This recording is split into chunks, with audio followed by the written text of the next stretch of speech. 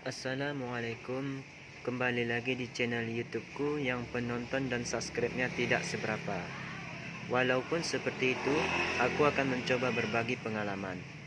Jika video ini bermanfaat bagi kalian, mohon untuk terus mendukung channel ini agar kita bisa terus saling berbagi pengalaman dengan cara like, comment, share, dan subscribe channel ini. Baiklah, pada video kali ini saya akan berbagi pengalaman tentang 3 hal. Yang pertama, bagaimana cara menggunakan kompresor tekanan tinggi merek New Warrior dan merek Elephant ini dengan baik dan benar. Yang kedua, permasalahan yang sering terjadi dan berikut cara mengatasinya. Yang ketiga, perbedaan dan persamaan antara kedua kompresor ini. Langsung saja kita mulai cara menggunakan kedua kompresor ini yang baik dan benar. Yang pertama kali yang kita butuhkan adalah listrik di atas 4 ampere. Kenapa harus di atas 4 ampere? Karena kompresor ini menggunakan daya yang lumayan besar. Kalau meteran listrik di rumah kita hanya 4 ampere, biasanya pada saat kompresor dihidupkan ketika akan sudah mencapai tekanan 2000 PSI, biasanya meteran listrik kita akan terbalik atau listrik akan padam.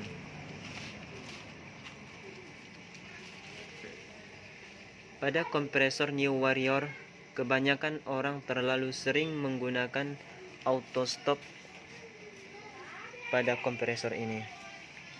Padahal penggunaan yang terlalu sering pada kompresor ini dapat menyebabkan 3 kemungkinan. Apalagi bagi kawan-kawan yang sering bermain di atas tekanan 3000 PSI. Coba kita lihat cara terhentinya kompresor ini ketika menggunakan auto stop.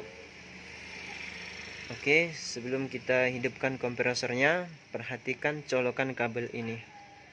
Nih, pastikan terpasang dengan baik, karena apabila ini sedikit longgar, itu bisa saja terbakar. Ini sering bermasalah nih. Lihat.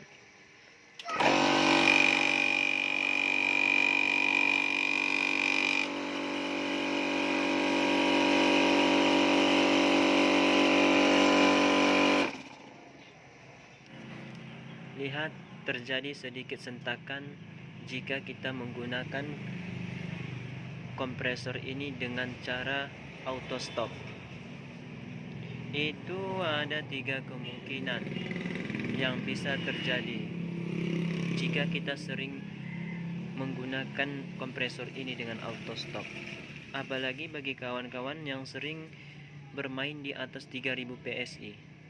Bayangkan aja, dinamo lagi putaran tinggi-tingginya, sedangkan kompresi di piston ini sedang tinggi-tingginya. Di saat itu pula dinamo dipaksa berhenti. Itu ada 3 kemungkinan, yang salah satunya yang di sini bisa patah. Nih, kalau pabrik mau, ini bisa saja jauh lebih kuat. Tapi mereka takut mungkin tidak ada uang masuk kalau ini nggak rusak-rusak. Jadi di sini biasanya kalau baru ada bekas coakan sedalam 3 cm. Ini yang sudah patah dan dilas kembali. Nih, kalau ini pun tahan, biasanya yang ini yang patah dari yang sudah servis. Ini baut yang di sini. Ini baut L terbalik. Ini harganya di Medan 300.000. Kalau kita tanya sama penjualnya, kenapa ini mahal? Ongkos dari Cina mahal bang, kata si penjual. Cara satu-satunya agar menghemat isi kantong, beli aja di Tokopedia.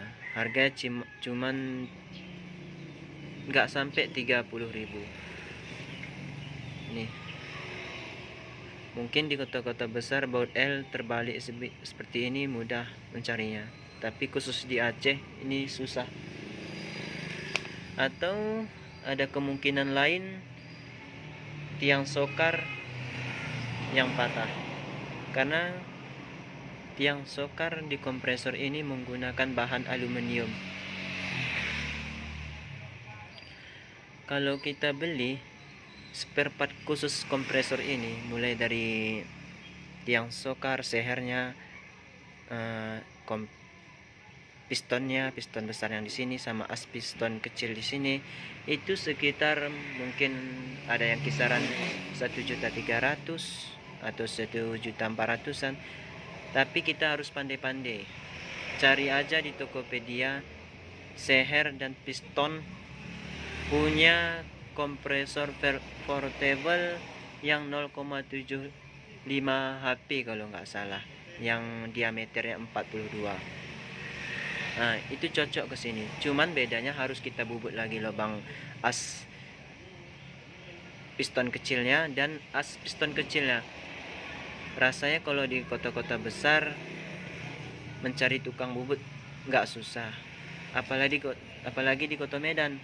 Kalau udah satu tukang bubut, nah itu berjejer sepanjang mata memandang tukang bubut. Berbeda dengan di sini satu kecamatan pun belum tentu ada tukang bubut, otomatis mahal. Dan coba kita praktekkan cara menghidupkan yang baik dan benar. Cara menggunakan yang baik yang benar, yaitu dengan cara sebelum dia nanti mati oleh auto stopnya, anginnya lebih baik kita buang terlebih dahulu. Coba kita praktekkan.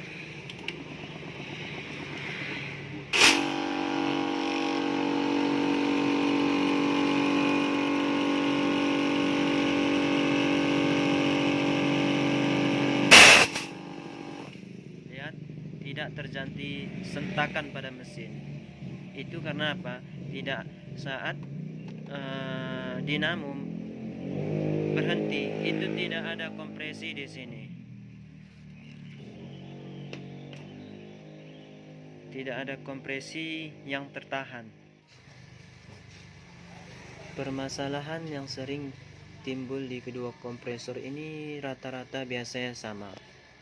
Yang membedakan 1-2 cuman karena yang di sini pakai auto stop, yang di sana tidak pakai auto stop karena sana tahun rendah. Yang biasa itu sering kita jumpai tekanan tidak mau naik.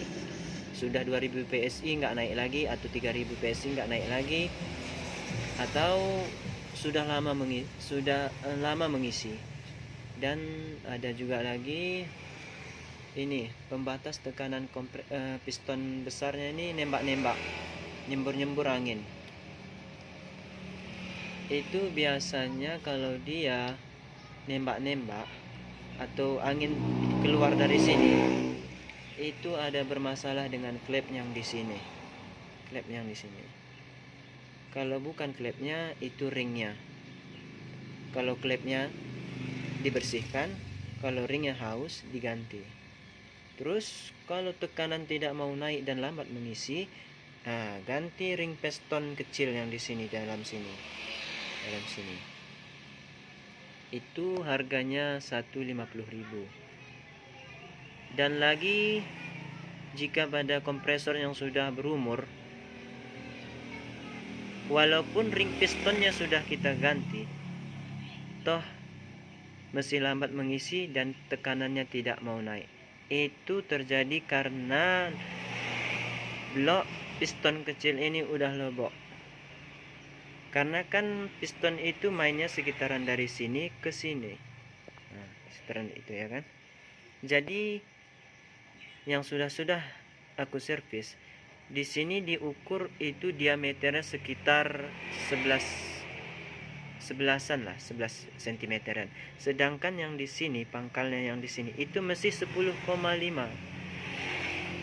Kira-kira seperti itu, tepatnya sudah lupa. Nah, jadi waktu kita masukkan pun as pistonnya itu masih padat, tapi di sini ujung-ujungnya lobok. Jadi cara mengatasinya itu dibubut, disamakan diameternya. Jadi insya Allah bagus.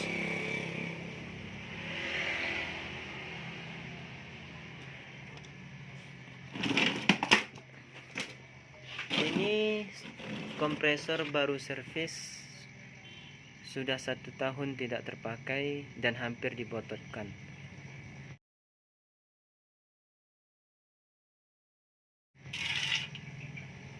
Keluhannya kemarin itu asnya patah, kor asnya patah, tiang sokarnya patah. Walaupun dia kemarin tuh hidup, dia tekanannya nggak mau naik dan lambat mengisi. Tapi ini sudah bagus.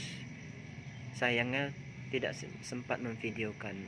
Nantilah kalau ada lagi yang servis, itu baru saya videokan. Mungkin itu saja yang saya ingat-ingat masalah yang timbul pada kompresor ini. Ada pun yang membedakan biasanya di antara kedua kompresor ini pada ring pistonnya dan auto stopnya. Kalau itu sudah tampak, kalau ini pakai auto stop, ini tidak pakai auto stop. Ring piston kecil di sini kalau New Warrior dia pakai ring piston yang bulat tidak putus, sedangkan yang ini pakai ring bulat yang putus. Tapi ini sudah saya rombak karena menurut saya lebih bagus ring piston yang tidak putus. Ini as piston kecilnya pun sudah diganti. As piston kecilnya itu bentuknya seperti ini.